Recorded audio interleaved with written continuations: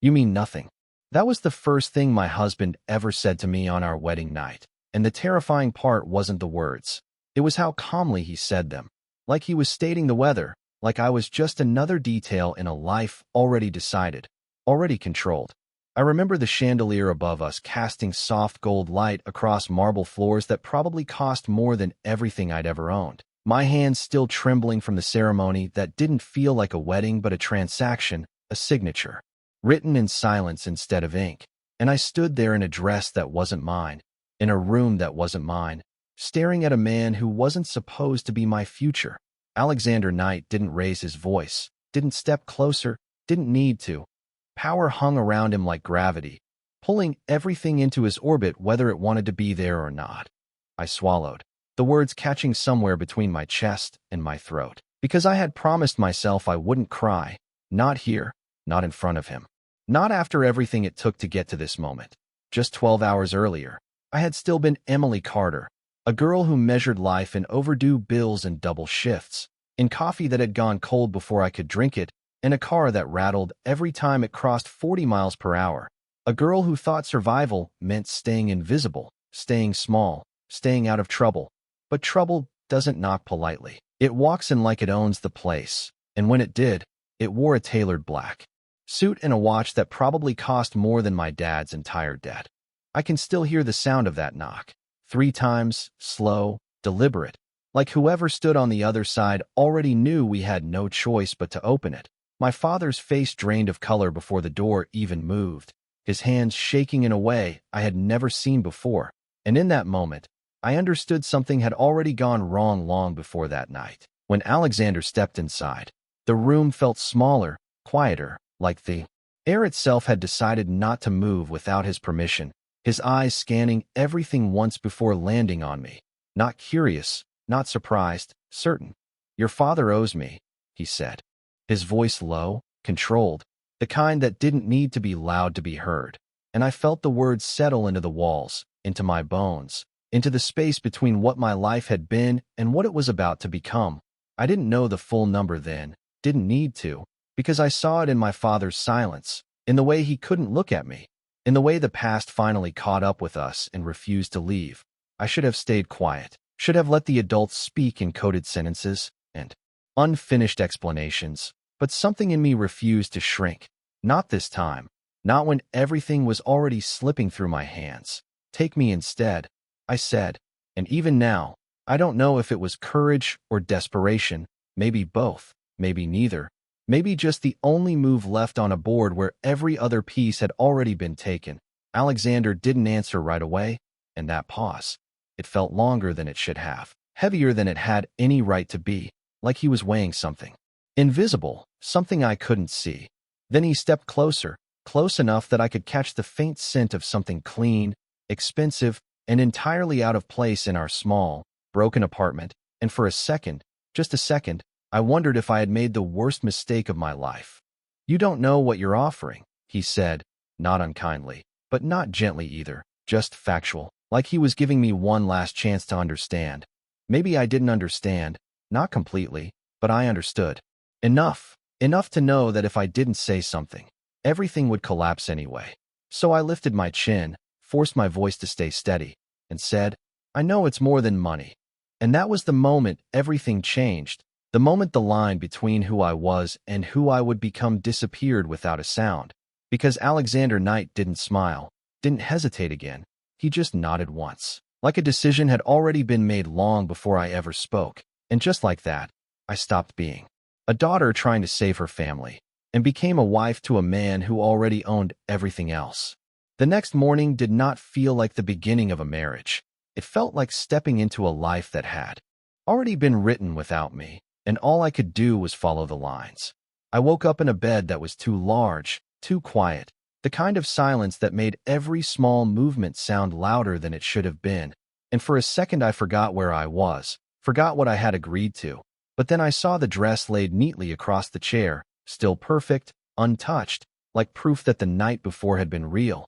I sat up slowly, the sheets cool against my skin, and took a breath that did not feel like it belonged to me anymore. No one knocked, no one asked if I was awake. But when I opened the door, The hallway was already waiting, long and polished and unfamiliar, like the house itself knew exactly where I was supposed to go. A woman in a tailored uniform stood at the end, hands folded, posture perfect, and when her eyes met mine, she gave a small nod, respectful but distant, like I was someone important she did not know. "Good morning, Mrs. Knight," she said, and the name landed. Heavier than anything Alexander had said the night before, because it sounded permanent. I followed her downstairs, each step echoing softly, my reflection catching in the glass walls and polished surfaces a version of me I barely recognized, dressed in something new, something chosen for me, something that fit too perfectly for comfort. The dining room looked like something out of a magazine, sunlight pouring through tall windows. A table set for two, even though it felt like I was the only one there. I hesitated before sitting, my hands resting lightly on the edge of the chair, unsure of what was expected, unsure of what I was allowed to be. "He will not be joining you," the woman said quietly, as if reading my thoughts, and I nodded, because of course he would not, because this was never meant to be shared. I forced myself to eat, even though every bite felt like chewing through uncertainty, and I realized something then, something small but sharp, that this place did not need me to speak, did not need me to ask questions. It only needed me to exist exactly where I was placed.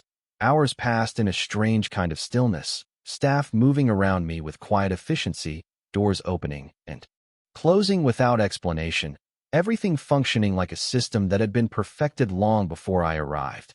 I wandered once, just once, down a hallway that seemed to stretch endlessly, and I almost turned back until I heard his voice, low and controlled, coming from behind a half-closed door. I did not mean to listen, but I stopped anyway, my steps freezing before I could think, because there was something different in his tone, something sharper, something that made the air feel tighter.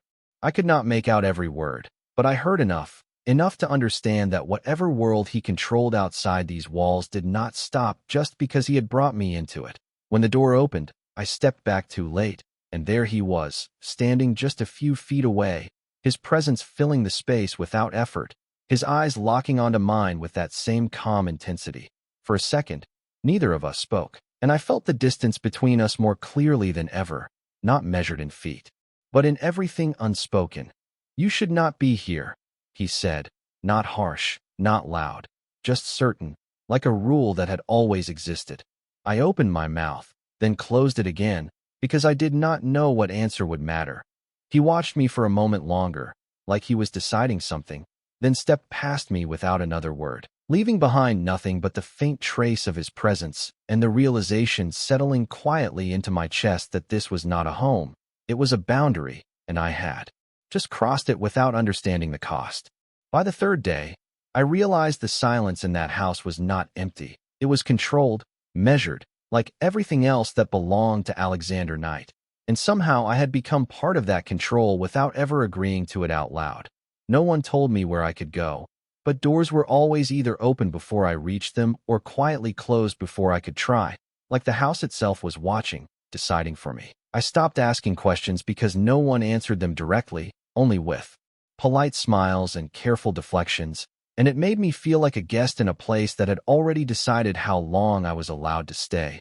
I tried to find something familiar, something that felt like my old life, but even my phone had been replaced with a new one. Same number, same contacts, but different somehow, like a reminder that even the smallest parts of me could be rewritten. I stood by the window that afternoon, watching a driveway long enough to make any distance feel meaningless. Black cars coming and going with quiet precision, each one identical, each one carrying a world I was not allowed to understand. I told myself I would not care, that this was temporary, that I had made a deal and deals had endings. But the longer I stayed, the less that felt true. When he finally came back that evening, I felt it before I saw him, the shift in the air, the way the staff moved just a little faster, just a little quieter, like the entire house adjusted around him without needing instruction. I was in the sitting room when he walked in, still in that same tailored suit, tie slightly loosened like he had just stepped out of something important, something far beyond this place. He stopped when he saw me, not surprised, not curious, just aware, like he had already calculated where I would be. "You are still here," he said, And I almost laughed at that, because where else was I supposed to be? But I held it back, kept my voice steady when I answered. I do not have anywhere else to go. And that was the truth, simple and sharp. His eyes held mine for a second longer than necessary, like he was testing something, measuring, something I could not see. Then he moved past me, pouring himself a drink without asking if I wanted one, without offering anything at all. I watched him, not because I wanted to, but because it was impossible not to, the way he moved with certainty, like every step had already been decided before he took it. There are rules, he said finally, setting the glass down with a soft, controlled sound that echoed louder than it should have. And I felt my chest tighten just a little, because this was it, the part where everything became real. You do not leave without telling me. You do not speak to anyone about this house. And you do not interfere in anything that does not concern you. He continued, each word precise, each one landing exactly where it was meant to. I should have nodded, should have agreed quietly like everything else in this place expected me to do. But something in me resisted, something small but stubborn, the part of me that had stood in front of him that first night and refused to disappear. And what exactly does concern me? I asked, my voice softer than I intended but steady enough to matter.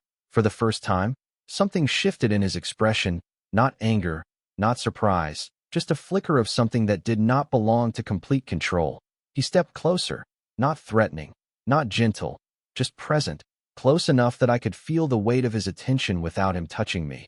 Nothing, he said, just like before, just as calm, just as final. But this time it landed differently, not like a statement, but like a challenge. And in that moment, standing there in a house that was not mine, in a life I did not choose, I realized something I had not allowed myself to think before, that maybe the most dangerous part of all of this was not him, not the power he carried, not the rules he set, but the fact that a small part of me wanted to prove him wrong. The first time I broke one of his rules, it was not loud or dramatic. It was quiet, almost invisible, the kind of decision that feels small until it changes everything. It started with a door that was not fully closed, just slightly open, like someone had forgotten, or maybe like someone wanted it that way.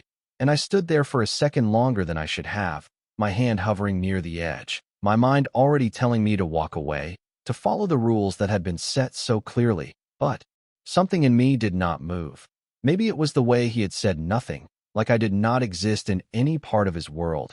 Or maybe it was the silence that had started to feel heavier than any rule ever could. I pushed the door open just enough to look inside, and what I saw was not what I expected, not danger, not chaos, but order, screens glowing softly in a dim room, papers arranged with precision, everything controlled, everything intentional, just like him. I stepped in. Slowly, my footsteps quiet against the floor, my eyes moving over details I did not fully understand but could feel, like walking into a place where decisions were made that never needed to be explained. There were maps, names, numbers, things that meant nothing to me and everything at the same time. And for a moment I forgot to be careful, forgot that I was not supposed to be there, because it felt like I was finally seeing a piece of the truth he kept so tightly guarded. You should not be in this room. His voice came from behind me, calm, steady, but closer than I expected, and my heart jumped in a way I refused to show. I turned slowly, forcing my expression to stay neutral even as everything inside me shifted, because I knew this was the moment that would define something. I just did not know what.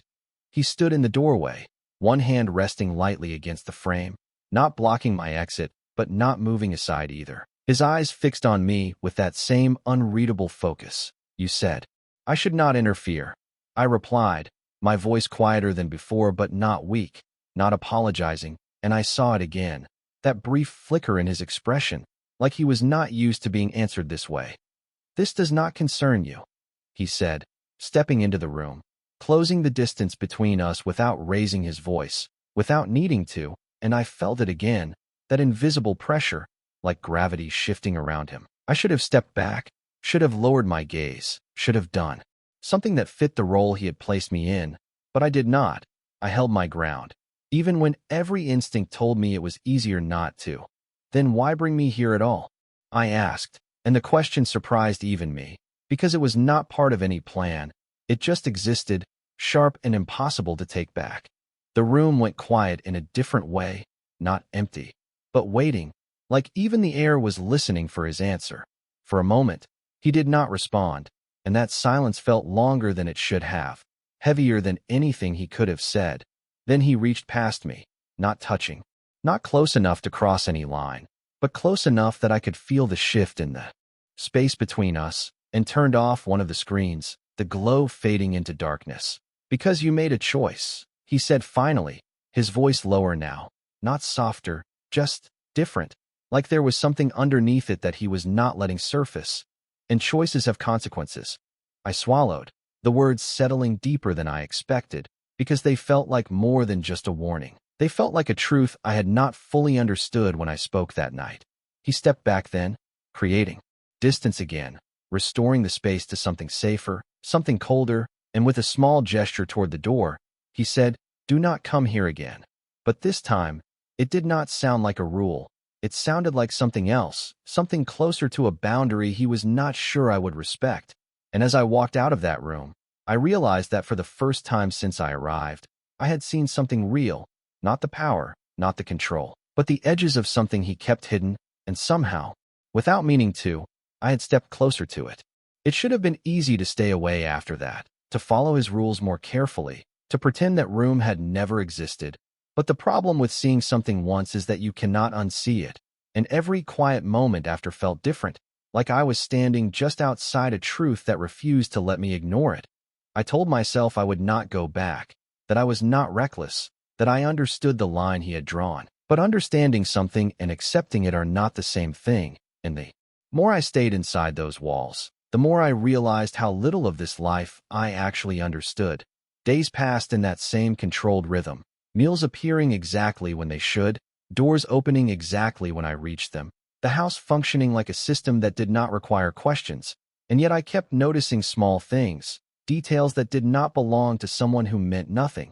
The way staff checked in on me without making it obvious, the way my preferences were remembered after I mentioned them only once, the way nothing I needed was ever missing even though I had never asked. It did not feel like kindness, not exactly. It felt like something quieter, something more deliberate, and that made it harder to ignore. That evening, I found myself back in the same hallway, not because I planned it, at least that is what I told myself, but because my steps kept leading me there, like a question I had not finished asking. The door was closed this time, firmly, no space left for curiosity to slip through, and I stood there for a second, staring at it, feeling something settle in my chest, something that felt too close to frustration. Looking for something, his voice came from behind me again, calm as always. But this time I did not jump. I did not step away immediately. I just turned slowly, meeting his gaze without lowering mine. "No," I said, and for once, it was not entirely true. He studied me for a moment, longer than before, like he was trying to decide if I believed my own answer, and I wondered if he could see it, that small shift inside me, the part that was no longer willing to stay exactly where it had been placed. "Good," he said, but there was something off in the word, something that did not quite match the certainty he usually carried, and that was enough to make me pause. He moved past me, unlocking the door with a smooth motion, stepping inside like it was just another part of his world, which it was, and for a second, I thought he would close it again, shut me out the way he had before, but he did not. He left it open, just slightly. Not an invitation, not quite, but not a rejection either. I stood there, unsure of what it meant, unsure if it meant anything at all, but the silence stretched, and something in me decided before I could think it through. I stepped forward, just one step, careful, measured, like I was crossing into something I did not fully understand. He did not look at me immediately, just walked further into the room, setting something down on the desk, his movements precise as always, but slower now, like he was aware of me without acknowledging it. "You do not listen." "Well," he said finally, and I almost smiled at that, because it sounded less like criticism and more like observation. "You said I made a choice," I replied, my voice steady, even as my heart refused to follow. "So maybe I am trying to understand what that means." This time, when he looked at me, there was no flicker, no brief shift, just something deeper, something that stayed, and for the first time, I felt like I was not being dismissed, not entirely.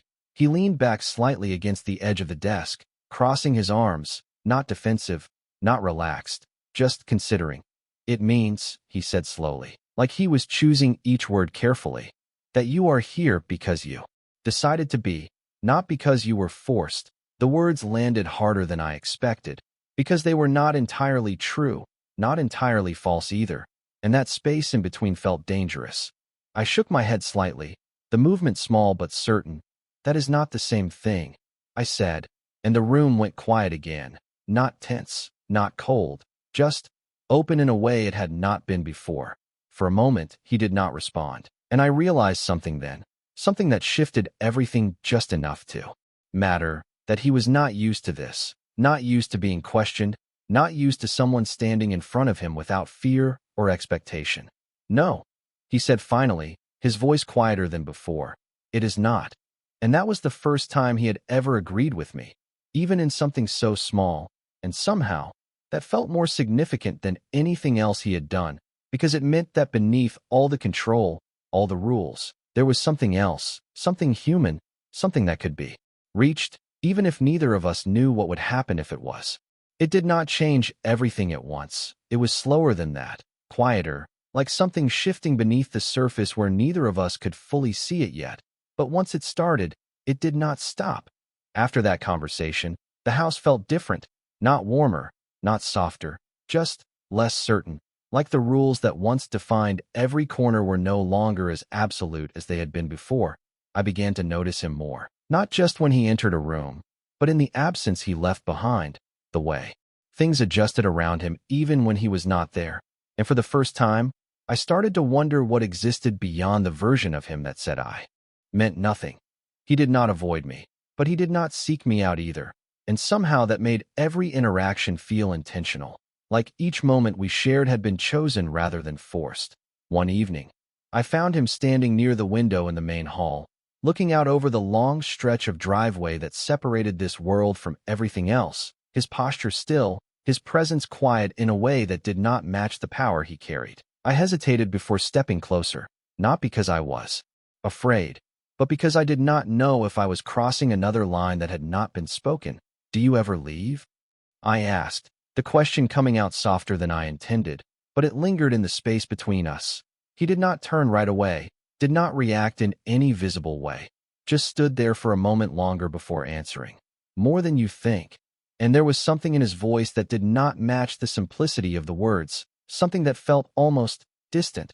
I studied him then, really studied him. The slight tension in his shoulders, the way his hands rested at his sides like they were used to, holding control even when there was nothing to hold.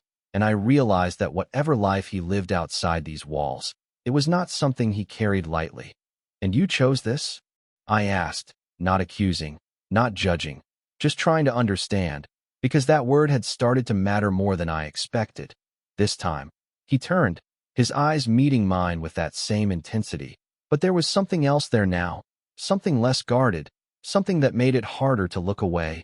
No one chooses everything, he said, and the answer was not what I expected, not clear, not final, just honest in a way he had not been before. I let that settle, let the silence stretch without rushing to fill it, because I was starting to understand that not everything needed to be answered right away. Then why keep it? I asked quietly, and for a second, I thought I had gone too far, that I had asked something he would not allow. But he did not shut down, did not retreat. He just watched me, like he was deciding whether I deserved the truth or if the truth even mattered. Because some things, he said slowly, are not meant to be let go. And the words felt heavier than anything else he had said, like they carried something behind them, something unfinished. I nodded slightly, not because I fully understood, but because I felt the weight of it. The kind that did not need explanation to be real. The moment passed, quiet and fragile, and he stepped away first, as if restoring the distance that had briefly disappeared. But this time it did not feel the same. It did not feel like separation. It felt like something left open. Later that night, I found a small envelope placed on the table in my room. No note, no explanation, just my name written in clean, precise handwriting. Inside was a key, simple, unmarked. Nothing about it stood out except the fact that it had been given to me at all.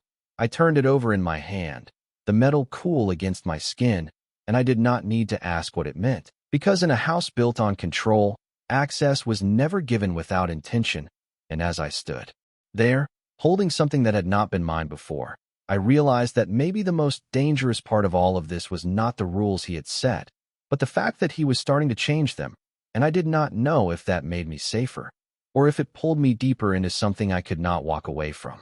I did not use the key right away, not because I was afraid of what it might open, but because I understood what it represented, and in a place like this, nothing was ever given without meaning.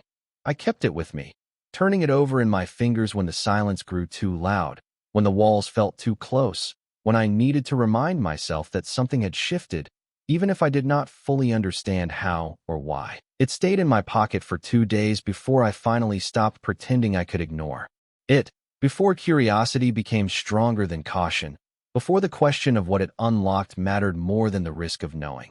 The hallway it belonged to was not hidden, not secret, just rarely used. The kind of place that felt untouched by the constant movement of the rest of the house. Quieter, stiller, like time moved differently. There, I stood in front of the door for a long second, the key cool against my palm, my reflection faint in the polished wood, and I realized something then, something small but undeniable, that I was not being forced into this moment, I was choosing it. The lock turned easily, smoother than I expected, and when the door opened, I stepped into something I had not prepared for. It was not another office, not another controlled space filled with screens and decisions. It was personal, in a way, that nothing else in this house had been. The room was dim, lit only by soft light filtering through tall windows, shelves lined with books that looked worn, used, not decorative, a desk with scattered papers that had not been arranged with perfect precision. And for a moment, I just stood there, taking it in, because it did not match the man I thought I understood. I moved slowly, my fingers brushing lightly along the edge of a shelf, the texture of something real, something human, and that was when I saw it. A photograph placed face down near the corner of the desk, not hidden, but not displayed either. I hesitated before picking it up, my hand pausing just long enough to consider whether I should leave it alone. But that line had already been crossed the moment I stepped inside. When I turned it over, the world did not stop. Nothing dramatic happened, but something inside me shifted quietly, deeply. It was him, younger, standing beside a woman whose smile felt familiar even though I had never seen her before, her hand resting lightly on his arm, his expression softer than anything I had seen since I arrived. Not controlled, not distant, just real. I stared at it longer than I should have, trying to understand what I was looking at, trying to connect this version of him with the man who had told me I meant nothing, and for the first time, I wondered if that statement had been more about him than it was about me. "You were not meant to find that," his voice came from the doorway, quieter than I expected, not sharp, not angry, just present, and I felt my breath catch in a way I refused to show. I turned slowly, the photograph still in my hand, and met his gaze, expecting the cold distance, the control, the certainty, but what I saw instead made it harder to hold on to my assumptions. There was no anger there, no immediate demand, just something deeper, something guarded but not entirely closed. "You gave me the key," I said, my voice steady even as everything else shifted, because that mattered, because it meant this was not entirely accidental. His eyes moved briefly to the photograph, then back to me, and for a moment, the silence between us felt different. Not empty, but full of something neither of us was ready to name. "That does not mean every door was meant to be opened," he replied.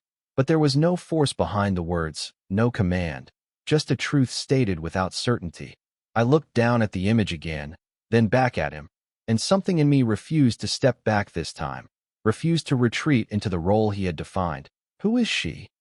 I asked quietly, and the question hung there, fragile but unyielding, because I already knew this was the kind of answer that changed things. He did not respond right away, and in that silence, I realized that whatever this was, whatever part of him I had just uncovered, it was not something he shared easily, not something he had ever intended to give away, and yet, somehow, I was standing in the middle of it, holding a piece of a past he had tried to keep untouched, and for the first time since I arrived, I understood that the distance between us was not just built on power or control.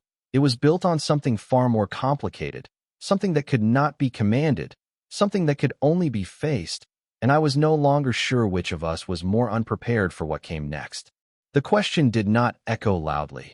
It settled into the room like something heavier than sound, and for the first time since I had known him, Alexander Knight did not have an immediate answer. He looked at me, then at the photograph still in my hand, and something in his posture shifted, not visibly to anyone else, but enough for me to feel it, like a wall that had always been solid had just cracked. "Someone who is not part of this life anymore," he said finally, his voice quieter than I had ever heard it, not cold, not distant, just controlled in a different way, like he was choosing what not to say as carefully as what he allowed through. I should have accepted that, should have nodded and put the photograph back where I found it, but I did not, because the version of him in that picture did not match the man standing in front of me, and that difference mattered more than his answer. "She mattered to you," I said, not as a question, but as a truth I could see, and this time, he did not deny it. The silence that followed was not uncomfortable. It was something else, something deeper, like standing at the edge of a story that had not been told yet. He stepped into the room slowly, closing the distance between us, but not in the way he usually did, not with control, not with certainty, just present. "Everything that matters," he said after a moment, his eyes steady on mine, "comes with a cost." And the words felt like more than an explanation.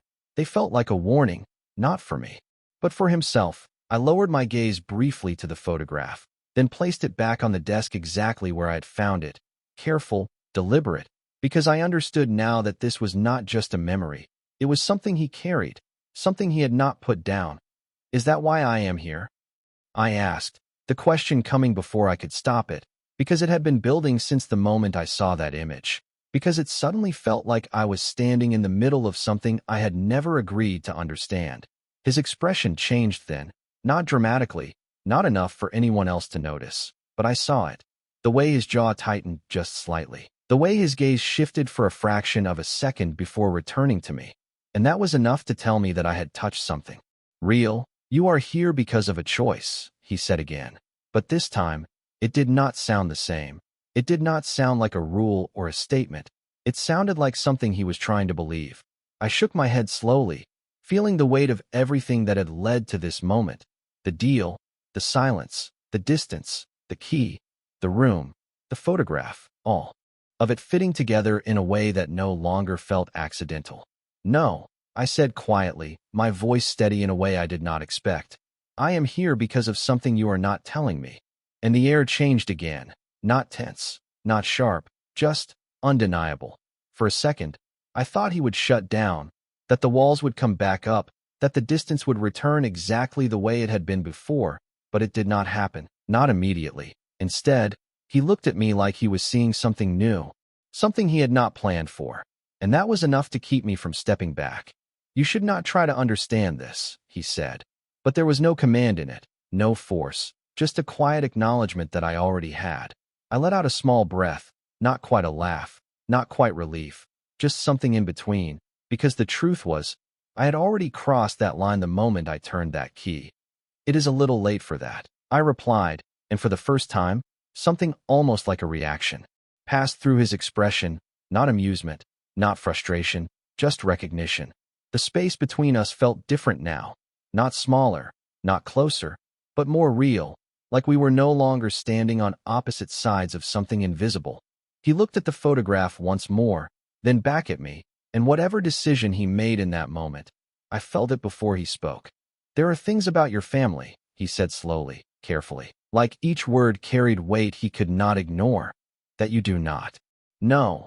And my heart stilled, just for a second, because I had not expected that. Not here, not like this. The past I thought I understood shifted quietly beneath me, and I realized that whatever I had stepped into was not just his story. It was mine too, and the most dangerous part was not what he had hidden from me.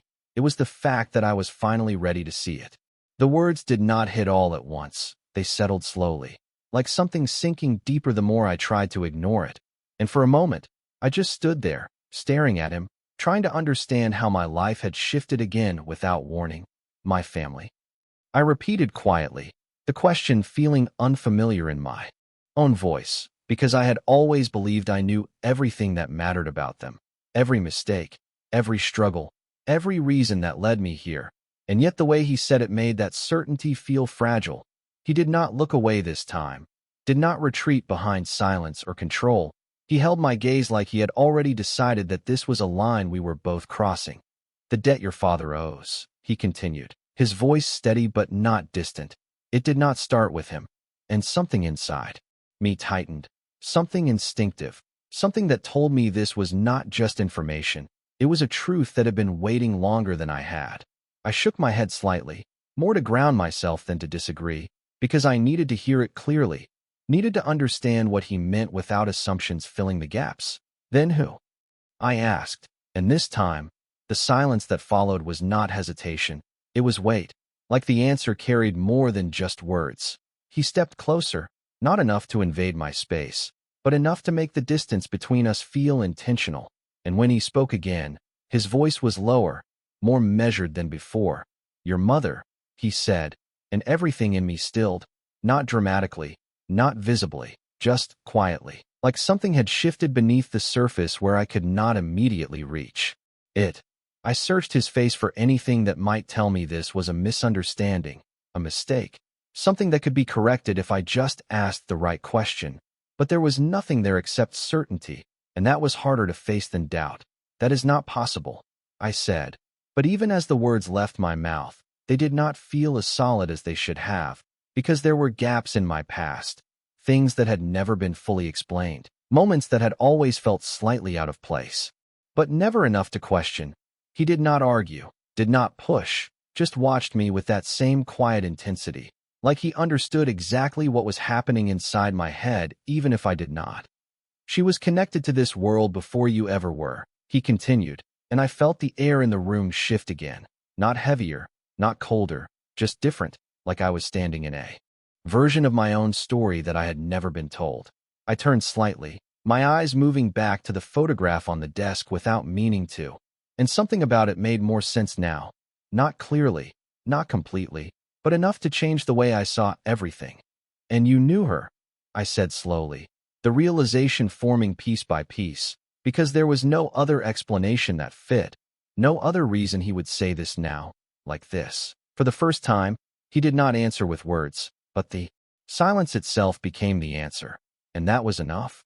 I let out a slow breath, trying to steady something that refused to stay still, because this was not just about him anymore, not just about the life I had stepped into, it was about the life I thought I had left behind. So this was never just about the debt, I said, more to myself than to him.